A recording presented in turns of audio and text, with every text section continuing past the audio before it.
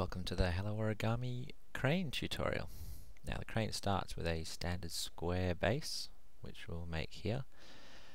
If you've already undertaken the water bomb tutorial, you'll notice that this square base folding is the opposite of the water bomb.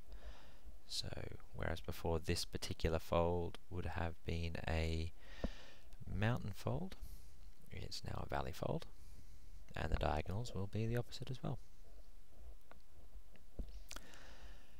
So the crane, which we'll be folding here, is quite popular, mainly because it's a symbol of peace, but also because, at least from my experience, once you've folded a couple, surprisingly easy to remember. I'm folding this particular one straight from memory. So here we're doing our diagonals, which you can see are mountain folds with regards to the white side of the page.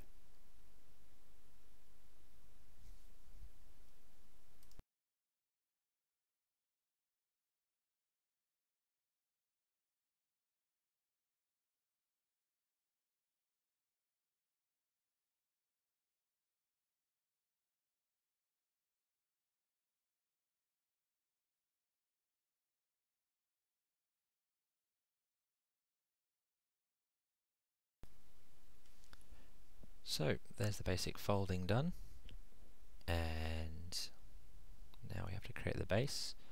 Essentially bring the two folds together like that, squash that down, and the same with the reverse.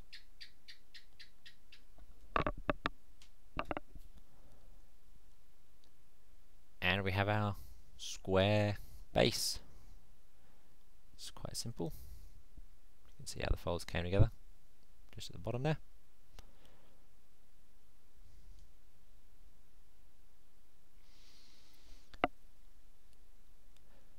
So now what we're going to do is we're going to crease in these flaps at the top and at the sides. So what this will actually do is make the next step, step 3, a lot easier to achieve. In fact, it's practically impossible without these creases, because the paper just won't go the way you want it to go.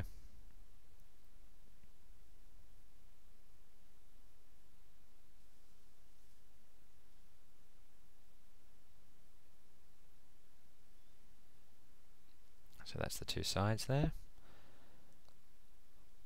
We'll fold down the top. Let's get a bit of a close look so you can see exactly how it lines up there with the tops of the other two folds. And then we'll open those up.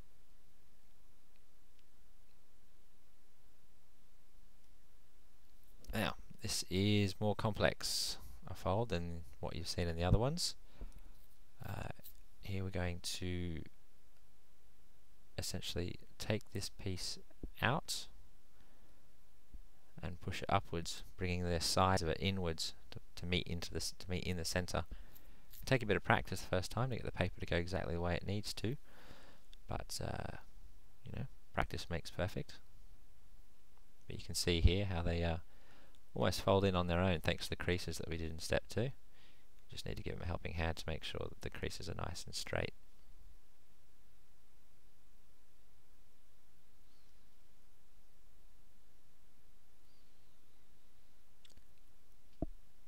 But yeah, there we go. You can see there's the back, which means now we just have to do steps 2 and 3 again, but on the reverse side. So we'll flip that over and onto it.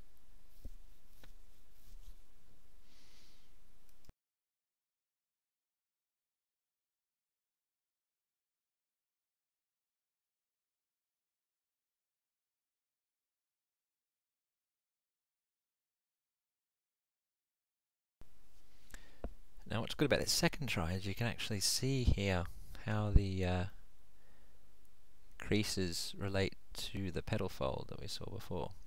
So now we flip it straight up, you can see how they actually help to get the shape just right there. So you will actually be reversing some of these folds, though you won't realise it at the time, to get it right. see that I'm having a little more trouble with this one than the last one, but still seems to have come out alright in the end. And this is actually what's called a bird base. A few different bird options, including the crane, start from this.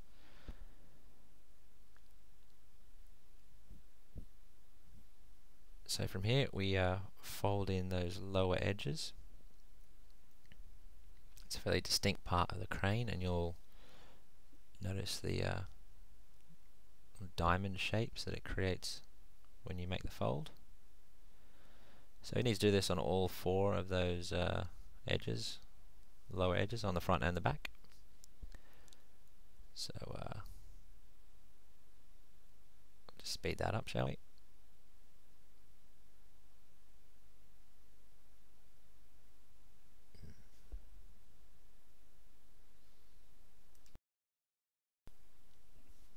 And there it is there. So now we'll move on to the reverse fold. This is fairly new as well. This wouldn't have been in the other two water bomb or envelope origamis. So the way it works is we essentially fold back onto itself, or reverse the creases of the of what we wanted to fold. So this is going to form the head,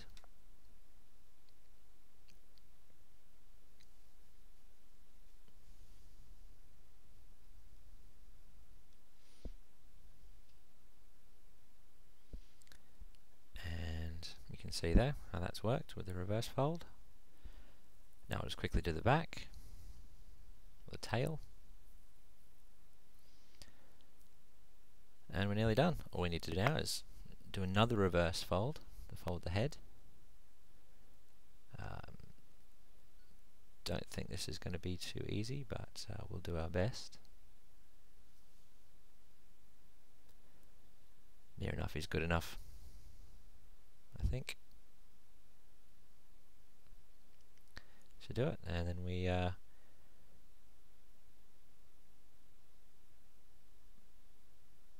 we'll pull out the wings here.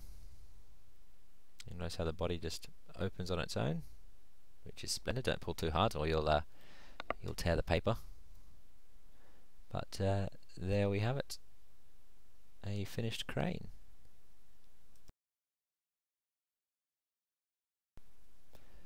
There's myriad ways of displaying it, but there you go.